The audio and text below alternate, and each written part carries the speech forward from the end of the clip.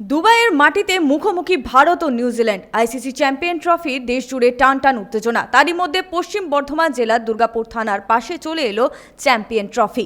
তবে দেখে বোঝার উপায় নেই এটা আদতে মিষ্টি। থানার পাশের মিষ্টির দোকানের কারিগরদের কাণ্ড দেখে হতবাক এলাকাবাসী। এই মিষ্টির ট্রফি তৈরি করতে সময় লেগেছে 3 দিন, খরচ হয়েছে প্রায় 10,000 টাকা।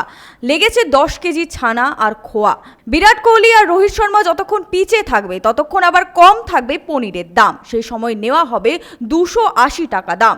দোকানের মালিক দীপক নাথ জানান, আই লাভ মাই ইন্ডিয়া, তারা দেশকে ভালোবেসে সেজন্যই এই ট্রফি বানিয়েছে।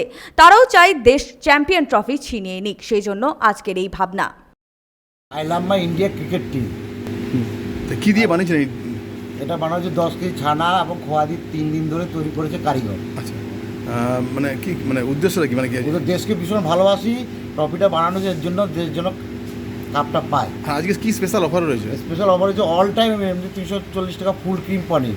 আজকে Virat Kohli and Rohit Sharma still to bat, যতক্ষণ পিছিয়ে থাকবে ততক্ষণ 280 টাকা পনিরের কেজি চলবে। সনাতন গড়াই, 99 নিউজ বাংলা, দুর্গাপুর।